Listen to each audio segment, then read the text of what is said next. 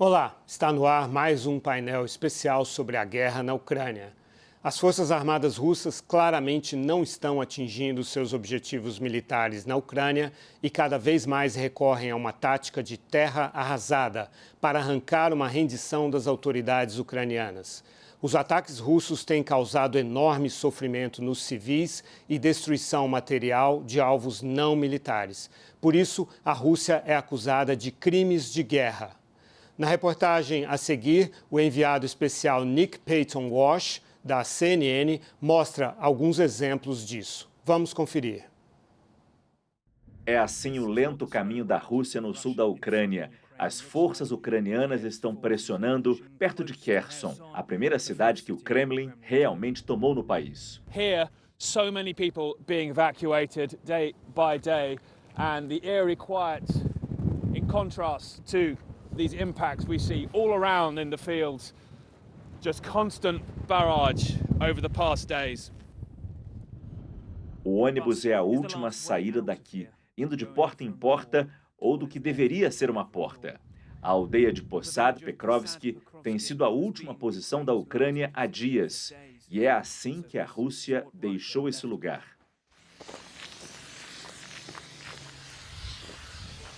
O ruído é da rede de gás, num grande vazamento.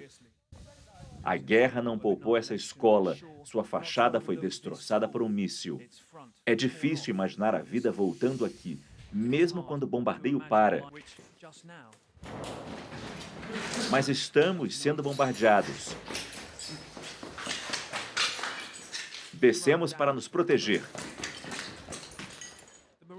Os fuzileiros aqui têm mobilidade, avançando como podem até o aeroporto de Kherson. Esse ex-soldado libanês diz: temos uma pequena missão para matar esses...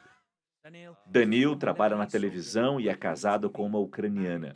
Ele conta: há 2 semanas, esse lugar tinha vida, e agora nada. O ônibus vai enchendo com qualquer pessoa que queira sair, qualquer pessoa que possa se mover.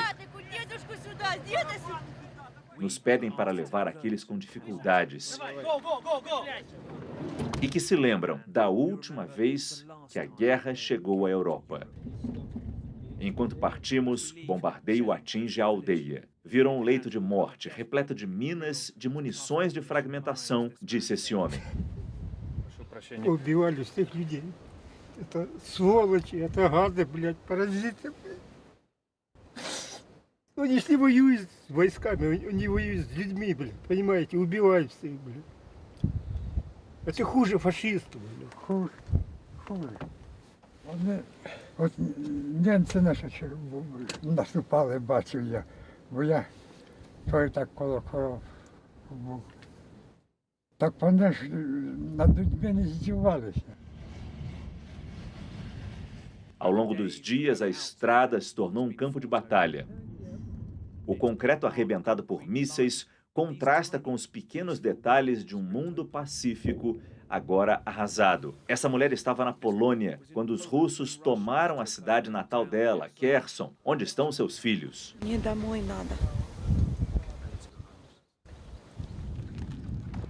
Nikolai não consegue ouvir as explosões na sua idade, mas enviou a esposa e a filha para viver na cidade. Ele ficou para proteger o que eles deixaram.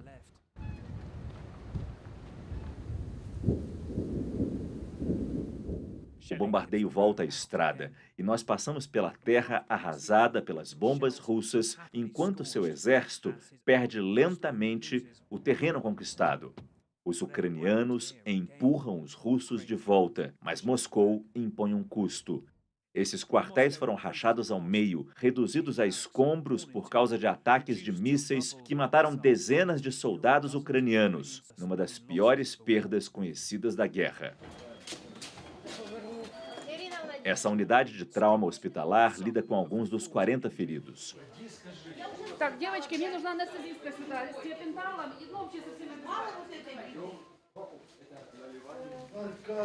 Um soldado chama seus amigos pelo nome. Nem todas as lesões envolvem sangue. Esse soldado estava na cama no terceiro andar quando veio a explosão. Ele foi parar no segundo andar, com as pernas quebradas e desmaiado. Ми знаємо ворога. Уже наконец-то ви повинні побачити, почути. Не знаю. Да сколько надо смертей, щоб всі побачили.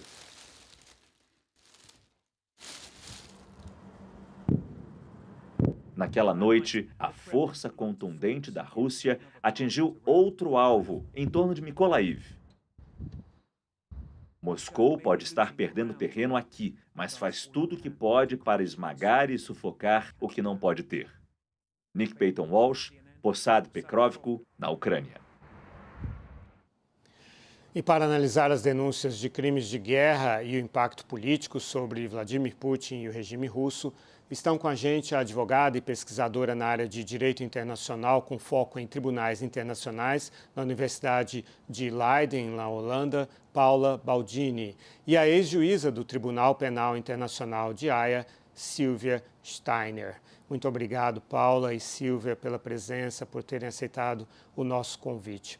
Bem, a gente fez questão de manter essa reportagem completa. Ela mostra ataques a civis e também ataques militares para que seja uma reportagem representativa da guerra. É claro que não há só ataques a civis, que é o nosso tema desse episódio do painel na Ucrânia.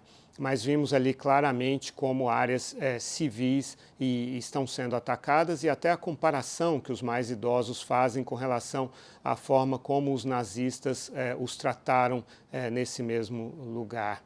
Silvia, eu queria começar com você, primeiro para uma explicação de como funcionam essas duas instituições, a Corte Internacional de Justiça e o Tribunal Penal Internacional, porque a Corte, inclusive, já fez um veredito a respeito de um pedido, uma ação com a qual a Ucrânia entrou contra a Rússia, para verificar se havia genocídio contra os russos étnicos no Donbás, no leste da Ucrânia, que é a justificativa, né, apresentada pelo Vladimir Putin para invadir a Ucrânia. E aí a Corte Internacional de Justiça julgou por 10 votos a 2, só o juiz russo e o juiz chinês que votaram contra, que não há genocídio contra os russos étnicos, e mesmo que houvesse, isso não seria uma justificativa para invadir a Ucrânia e, aliás, acusou também a Rússia de ela sim estar cometendo atrocidades. Mas, naturalmente, no campo de uma acusação individual contra o Vladimir Putin, seus generais, seus assessores e militares também, papel do Tribunal Penal Internacional. Conta pra gente, então, como isso funciona, Silvia. Bom, é um prazer estar aqui com vocês, todos e todas. Você já, mais ou menos, deu o panorama. A Corte Internacional de Justiça, que é o órgão máximo das Nações Unidas, órgão judicial máximo, na verdade, não deu um veredito, foi uma decisão provisória, no sentido de declarar não haver fundamento legal para a invasão da Rússia, da Ucrânia pela Rússia. Quer dizer, ainda não examinou a matéria de fundo, que é a alegação da Rússia de que estaria havendo genocídio. Mas também é importante nessa decisão provisória o fato deles afirmarem que, de acordo com o direito internacional, não basta a existência de um suposto genocídio para autorizar um país a invadir outro, que a Carta da ONU exige, isso sim, que sejam buscadas todas as soluções pacíficas para controvérsias entre países. Então, já mandando recado para a Rússia que não há fundamento. A Corte Penal Internacional, ela não julga essas controvérsias entre estados. Ela é uma corte penal e, portanto, ela julga pessoas. E a pedido da Ucrânia, e agora mais recentemente, atendendo ao pedido de 41 estados-partes do Tribunal Penal Internacional, iniciou uma investigação sobre crimes contra a humanidade e crimes de guerra que estariam ocorrendo no território ucraniano após a invasão pelo exército russo. Então, nós temos dois procedimentos atualmente em andamento. Um para resolver uma controvérsia entre estados e o outro para apurar responsabilidade penal individual pela prática de crimes de guerra e crimes contra a humanidade. Uhum.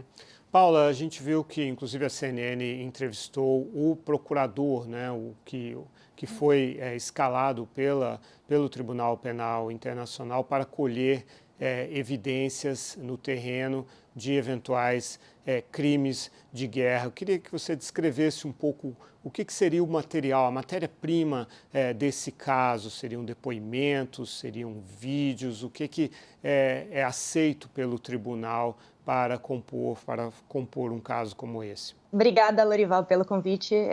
Muito obrigada pela CNN. É muito bom estar aqui com todos. Muito obrigada. De maneira geral, o que vai ser colhido, eles enviaram investigadores para colher depoimentos, colher material e, além disso, o tribunal vai receber vídeos e imagens e fotos e vai analisar. Como a gente já tinha mencionado na semana passada, esses vídeos eles não operam sozinhos, eles funcionam como indícios de que houve crimes, porque você vê um bombardeio e daí você avalia o contexto que isso daí está acontecendo.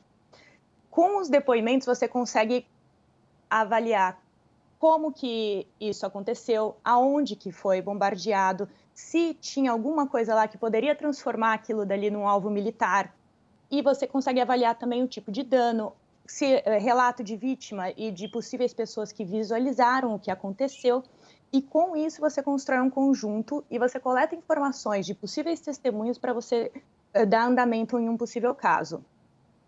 Silvia, um alvo militar sempre é um alvo legítimo numa guerra ou existem exceções?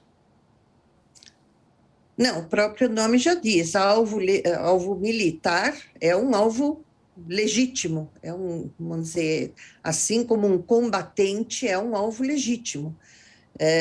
Nós não chegamos ainda no ponto em que o direito internacional condene a guerra em qualquer circunstância. Então, o que se condena são determinados métodos de guerra e se exige a proteção de determinados grupos, mesmo no meio de um conflito armado. Então, alvos legítimos são os alvos militares, e mesmo assim, mesmo sendo legítimo atacar um alvo militar, as partes combatentes têm que levar em conta outros princípios, por exemplo, o princípio da precaução. Não pode atingir um alvo militar se ele estiver, por exemplo, muito próximo de um alvo civil ou de um alvo protegido. Tem que levar em conta o princípio da proporcionalidade, tem que levar em conta o princípio da necessidade e o principal desses princípios, que é o da distinção. Qualquer ataque só pode ser efetuado depois que se faz a distinção entre um alvo militar e um objeto civil. Um objeto civil nunca pode ser atacado. Então, são determinadas normas do chamado direito humanitário, que é o direito de guerra, que tem que ser seguidas pelos combatentes. Então, a resposta é sim. Em princípio, um alvo militar pode ser legitimamente atacado, desde que respeitados os princípios da distinção, da necessidade, da precaução e da proporcionalidade. Paula, voltando então a falar da questão da coleta de evidências, a Rússia ela tem se defendido de duas maneiras dessas acusações. Uma dizendo que é o batalhão de Azov, por exemplo, em Mariupol, que seria um batalhão composto por neonazistas e outros nacionalistas e neonazistas que seriam os autores desses ataques contra os civis ucranianos para culpar a Rússia. E outro tipo de defesa tem sido a de que, na verdade, esses alvos abrigavam armas. Por exemplo, no caso do teatro de drama de Mariupol, né, que tinha ali dos dois lados escrito em letras que podiam ser lidas do espaço, né, a palavra crianças em russo, eles disseram que atacaram porque ali havia... Na verdade, havia... bom, ali eles disseram que não foram eles que atacaram. Mas, por exemplo, em relação a um outro teatro, eles disseram ali que estavam escondidos militares, que não eram civis. Também disseram em relação à maternidade de Mariupol, que ali estavam, que não havia mais gestantes, que aquilo eram atrizes e que foram colocados armamentos ali, tinha virado uma espécie de base militar. E em relação ao shopping center, né, de Kiev, eles disseram que havia um caminhão, mostraram uma imagem de um caminhão com um multilançador de foguetes que realizou um ataque e depois, segundo eles, esse mesmo caminhão, a imagem mostraria o mesmo caminhão estacionando embaixo do shopping. Isso seria a prova de que o shopping estava funcionando como um lugar de armazenamento de munição, de foguetes. Como você vê essas alegações russas? Olha, é sempre um pouco complicado você trabalhar com esse tipo de alegação num cenário onde tudo está acontecendo agora e ainda é muito especulativo. O que a gente tem é que eles estão se defendendo, dizendo que nesses casos eles seriam alvos legítimos militares. Agora, a gente não tem visto, pelo menos no momento, provas. É muito fácil você falar que uma grávida que foi fotografada saindo de uma maternidade bombardeada é uma atriz, sem que você demonstre fotos e, inclusive, quando você consegue checar depois que ela de fato estava grávida, que ela era uma pessoa que estava sendo atendida lá. Então, como que você verifica isso na prática? Você conversa com as pessoas, você checa o que você consegue identificar via satélite. Satélite é um recurso muito útil, porque ele permite que você avalie a situação e o campo no momento. Então, com imagens via satélite, você provavelmente consegue identificar se, por exemplo, de fato, você tinha equipamentos militares sendo levados para um shopping, ou se você tinha militares entrando dentro de um lugar que inicialmente parecia ser um abrigo civil. É uma composição muito delicada e ela toma um pouco de tempo, mas é por meio de uma reconstrução de fatos e por depoimento, por outros tipos de informação, por tecnologia que a gente consegue identificar esse tipo de coisa. A CNN e outros organismos de imprensa estão usando muito a geolocalização, né, para confirmar se uma imagem, por exemplo, fornecida por quem está no terreno ou mesmo postada nas redes sociais, foi feita naquele lugar, naquela data. Silvia, foi a Rússia que invadiu a Ucrânia. Quando há um ataque que mata civis, que atinge alvos civis, quando não há nenhum alvo militar por perto, o ônus da prova é do país invasor, que para afirmar, não, ali era um local militar, na verdade estava disfarçado, não, esse ataque não fomos nós, foram eles para nos culpar. O ônus da prova é da Rússia ou é da Ucrânia? Em primeiro lugar, nós temos que lembrar que a Rússia tomou a iniciativa de invadir um país, então quem está atacando. A Ucrânia está se defendendo também através de ataques, mas, na verdade, quem está em situação de legítima defesa é a Ucrânia, e não a Rússia. Agora, as provas serão colhidas pela equipe da promotoria do Tribunal Penal Internacional, e a promotoria, de acordo com o próprio Estatuto de Roma, é obrigada a colher provas de todos os fatos e em relação a todos os envolvidos. Então, a Procuradoria não pode ir à Ucrânia, como já está lá, e investigar somente o que lhe interesse para acusar a Rússia. Vai ter que investigar, inclusive, essas alegações que são feitas e que, vamos dizer, do ponto de vista da lógica, parecem sem fundamento nenhum, de que a Ucrânia estaria se autodestruindo para culpar os russos. Mas, de qualquer forma, a promotoria terá que investigar todos os fatos, aqueles entre aspas, acusação e também aqueles levantados pela defesa.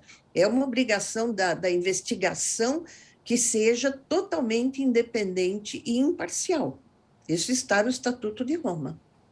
Falando agora das consequências, né, desses processos, quer dizer, a gente teve na história aí algumas prisões, algumas condenações e prisões. O caso mais citado é do general Ratko Mladic, né, um general sérvio-bósnio que foi acusado de cometer atrocidades na Guerra da Bósnia contra os muçulmanos bósnios e que está preso, né? E o Slobodan Milošević, que era presidente da Sérvia naquele período, chegou a ser condenado, mas não chegou a ser punido, acabou morrendo antes de ser capturado. Existem outros casos também de ex-ditadores africanos. Mas, claro, a Constituição russa não prevê a extradição de cidadãos russos, muito menos do seu presidente Vladimir Putin, né? Desculpe estar rindo aqui, mas de fato é algo que parece absurdo, né? O que uma eventual condenação do Putin o levaria a não poder viajar. Seria essa a grande punição dele, Paula? Olha, primeiro, só para esclarecer, para que ele seja condenado, ele precisa ser levado ao tribunal primeiro. O TPI, o Tribunal Penal Internacional em particular, pede que os réus estejam presentes durante o julgamento, então ele teria que ser capturado antes dele ser condenado. O que pode acontecer é que seja emitido um mandado de prisão, e daí, com esse mandado de prisão, como os países membros do Tribunal Penal Internacional têm obrigação de colaborar, eles teriam, em tese, obrigação de prendê-lo se ele sair do país para um país que seja parte do Estatuto de Roma. Num país que fosse parte do Estatuto de Roma, que não é o caso dos Estados Unidos, por exemplo, que não aceita que os seus próprios cidadãos sejam submetidos a esse tipo de condenação internacional. Silvia, comente também, por favor, sobre esse tema, quer dizer, qual a eficácia e efetividade do tribunal considerando essas dificuldades? Bom, como a Paula falou, o tribunal não faz julgamentos à revelia, o réu tem que estar presente. Então, a partir do momento em que é expedido o mandado de prisão, a ação penal fica suspensa, até que esse acusado seja preso e entregue ao tribunal. A situação é semelhante à do ex-presidente do Sudão, Omar al-Bashir, contra quem foram emitidos 2 mandados de prisão pelo Tribunal Penal Internacional por crimes de genocídio, crimes de guerra e crimes contra a humanidade. Então, enquanto ele estava no poder, protegido até pelos estados que o cercavam, o tribunal já sabia que não iria iniciar um julgamento contra al-Bashir. Mas é uma questão de tempo. Chegará um momento em que a pessoa não mais está no poder, e é o que aconteceu com al-Bashir, que atualmente está preso no Sudão e está havendo agora conversações com o tribunal sobre a possibilidade de entregá-lo para que finalmente ele seja julgado. Então, o tempo no direito internacional é um tempo diferente do direito interno. O Tribunal Penal Internacional ele tem que esperar até que a pessoa seja entregue, mas um dia será.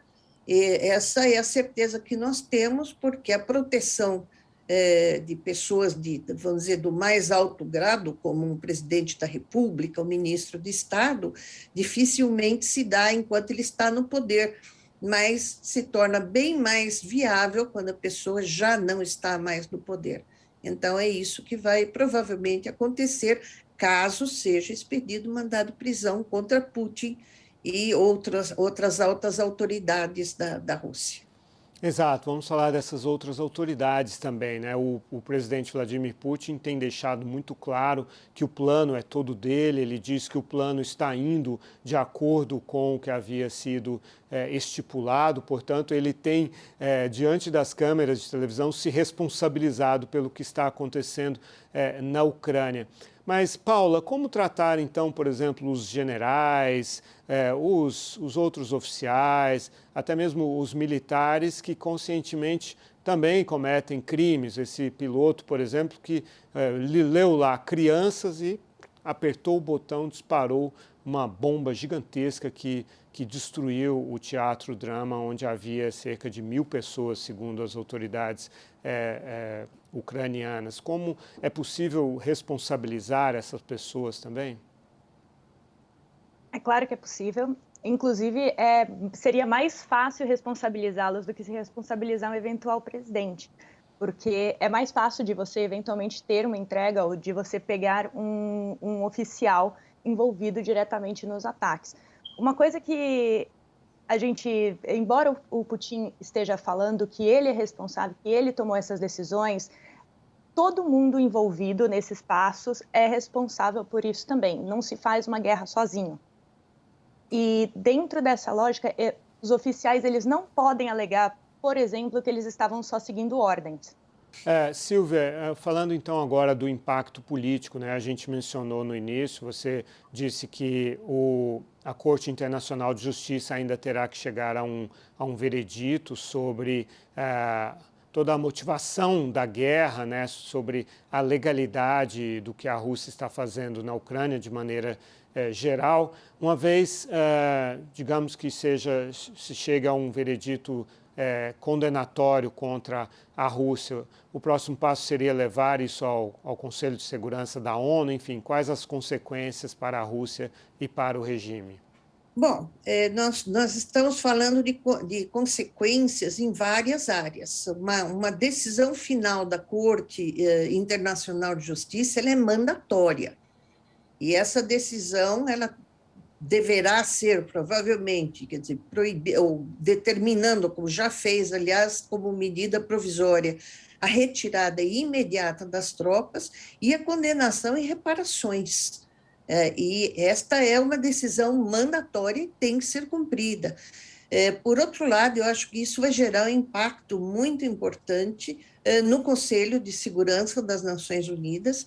Já não é de agora que se discute a necessidade urgente de mudanças do funcionamento do Conselho de Segurança, onde não mais se justifica que determinadas nações tenham esse poder de veto. O princípio da igualdade entre os Estados já está mais do que consagrado no direito internacional. E fazer também o Conselho de Segurança adotar as sanções que sejam necessárias caso a Rússia não cumpra a decisão da Corte Internacional de Justiça. O Conselho de Segurança tem que aplicar essas sanções, e nós temos que lembrar que, acho que nunca foi posto em prática, mas que a Carta das Nações Unidas exige que um país que tenha interesse numa determinada decisão do Conselho de Segurança, esse país tem que se abster de votar. Então, principalmente nessas questões que digam respeito às sanções e às reparações que a Rússia terá que pagar, terá que se exigir que a Rússia não tenha poder de voto e nem poder de veto. Então, são muitas as consequências e também, como nós já falamos, no campo penal, no caso de haver uma condenação. Então, nós temos que aguardar, como eu falei, o ritmo no cenário jurídico internacional é bem mais lento do que no cenário interno. Então, vamos esperar para ver como se desenrolam essas medidas todas, em todas as áreas, né? O Conselho de Direitos Humanos também determinou uma investigação e uma condenação pelo Conselho de Direitos Humanos também tem um efeito moral bastante importante na Assembleia Geral das Nações Unidas e deve ter, por consequência, no Conselho de Segurança. Nosso tempo chegou ao fim, mas só uma pergunta bem objetiva. Quanto tempo podem levar esses vereditos? Bom, a Corte Penal, no Tribunal Penal Internacional, os casos costumam ser bastante demorados, 3, 4 anos, se tudo correr bem. A Corte Internacional de Justiça, com certeza, o julgamento será bem mais rápido. Eu creio que até o final do ano devemos ter uma decisão final. Eu quero agradecer muito a presença, a participação da Paula Baldini e da Silvia Steiner nesse nosso painel Guerra na Ucrânia. Muito obrigado e até a próxima.